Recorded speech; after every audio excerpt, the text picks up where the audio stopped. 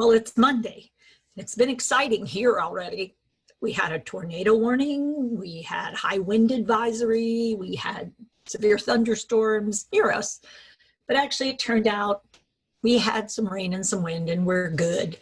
But we didn't have internet for a while. So back just in time. So I'm wearing a shirt and it says stand against elder abuse. And I'm in favor of that. I'm also in favor of standing against abuse of people living with dementia, their care partners, and their care providers. I'm sort of that thing in the middle where trying to figure all the bits and pieces can be a bit of a challenge sometimes, especially when we're talking about brain changes and we're talking about human beings and we're talking about most people really trying to do the best they can, but they may not have great awareness, great knowledge, or great skill. And on top of that, the demand for services and the demand for skill and the demand for knowledge is pretty high. So I'm not going to focus in on the pandemic today, although that's sort of what's triggering some of my conversation. I want to focus in on this idea of fraud, which is where people do things to take advantage of other people. So the whole goal of the whole thing is to try to trick somebody into buying something, doing something, saying something, giving something away, getting in a situation, getting out of a situation. And so what happens is to do that, someone else other than that person sets up what's called a scam. A situation where they get what they're looking for from someone else without that individual figuring it out until it's too late, until nothing can be done. And it turns out when it comes to dementia, this is a highly vulnerable population, but it also turns out that anytime a human's brain is stressed to a high degree, it's more vulnerable.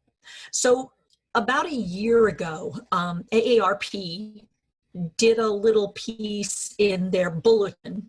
So it was in May 2019 to talk about what are characteristics of humans that make them particularly vulnerable to fraud. So it was 7. So I'm going to sort of highlight for you what their 7 characteristics of people are that could increase your risk of being a victim or being susceptible, at least, to fraud. Number 1 is that you respect authority. So what that means is people who present themselves as authority figures and count on your lack of knowledge or skill or awareness or competence are very good at selling you something. So they could convince you that you need, if you have this particular kind of cleaning agent, then there's no way you can get coronavirus. Or if you do this kind of, if you buy this kind of mask, or if you get this kind of supplement, or if you do this kind of, or if you sign up for this. So in other words, they use their authority or their pretended authority to get what they're looking for and take advantage of you. And it could be as simple as getting you to buy something on late night TV that's actually advertised as something that it doesn't deliver, or daytime TV for that matter. Or it could be that it's getting you to sign over your healthcare power of attorney or your fiscal power of attorney in order to take advantage of something. So second thing is that you really like to please people. You're a people pleaser. You don't want people to be unhappy. You don't want people to not like you. You don't want people to not enjoy being with you. And anyone who is invested in keeping another person satisfied, if that other person is skillful at recognizing that and then using it to their advantage. So if I were to say to you, listen, I could really use a favor, and I use the right emotional tone in my voice, I have the ability to make you sort of think, she needs help. And, oh, that's not good to need help. Or I could say, you have no business doing what you just did. Who do you think you are? And I could make you feel guilty in that moment. And when you feel guilty in that moment, what can happen, should I go to that? I think my friend is giving me a cue. She's hiding on Facebook, but I think she's there. So if indeed what we have is you're feeling guilty, you're more likely to accede or give me authority or give me money or give me whatever I've said that made you guilty for me, and therefore I got what I wanted. Third is that you're cocky. Oh, I'll never fall for that stuff. You know, people fall for that stuff all the time, not me. So you have a sense that I can handle this. I always handle this well. And people are very, very clever. And once they figure out that's your Achilles heel, they use that. So you're absolutely right. I mean, you never fall for that kind of thing. You know, that is why I want to be honest with you. I don't want to work with people who are idiots. I really want to work with smart people. And not everybody sees the value of what we're doing here. But I've got a feeling you're somebody who does, because you have this edge. You are so sharp. And so they play to your sense that, yeah, you're right.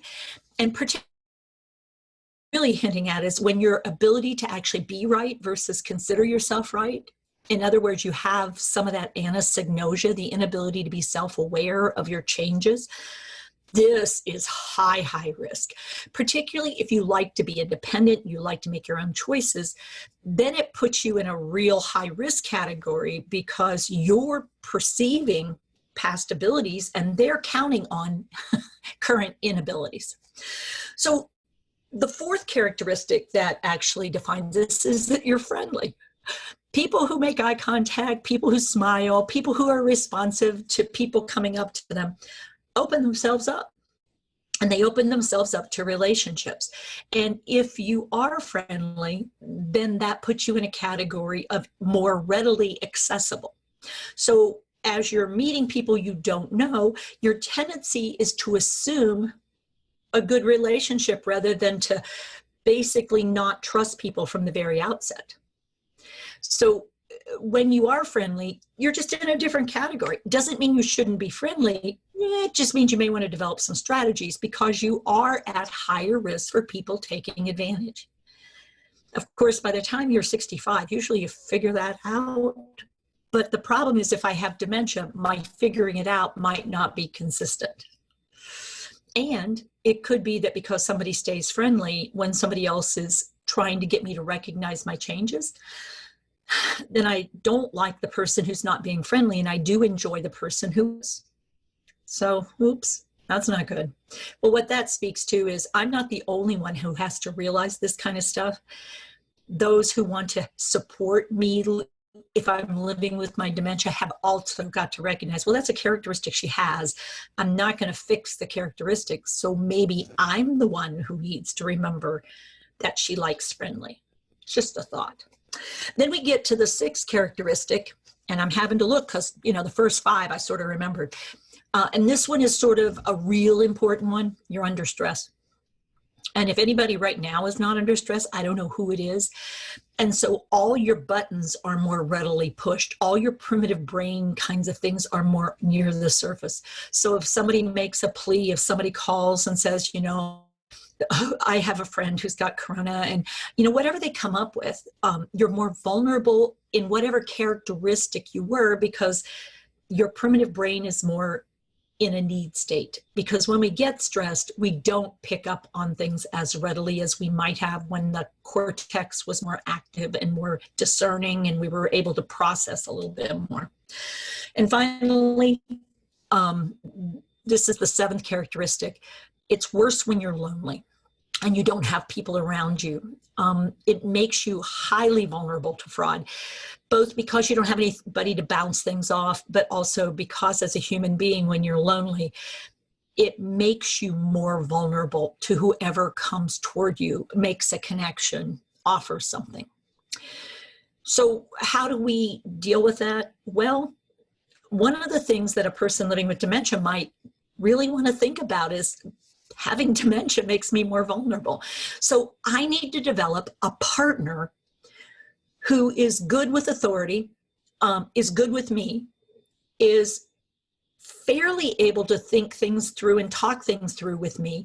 And I want to form a really tight relationship with maybe more than one person. Maybe we become a triad. We become a trio. And this is true for many things, because then we can bounce things off of one another. And if something seems to be changing, bringing it up and saying, it feels like you guys are talking about me without me. So dyad who's in support, if you are, this is the moment to say you're absolutely right. We were. And that's not really okay, but we weren't sure how to talk with you about the thing that we've noticed. Rather than say, no, we weren't. When in fact, you were. Because the rule of thumb is, yes, there are times when you may want to think things through in a dyad. But ultimately, if we're supporting the person living with dementia, then we need to figure out our role and how to truly be supportive versus standing in the way or pointing out mistakes or actually participating in making this person more vulnerable. So that's my thought for today. I hope folks are doing okay wherever you are and whatever's happening. I know these storms have been moving across the states. Stay safe, stay well. And if you have questions, let us know. And if you have time, maybe join us for the town hall tomorrow evening for us on the Eastern Seaboard at 5:30 to 6:30, where we're going to talk about how can we build a cohesive unit so that we can start to address some of the real life issues that are affecting people living with dementia, families who care and love, and communities or agencies who've been providing services and will continue to do so that we can put out a message that makes sense around the world. Thanks, folks. See you soon. Hey folks, thanks for watching. Please like and subscribe to help us spread Teepa's positive approach message around the world. And don't forget to click the bell to get notified when new videos are posted.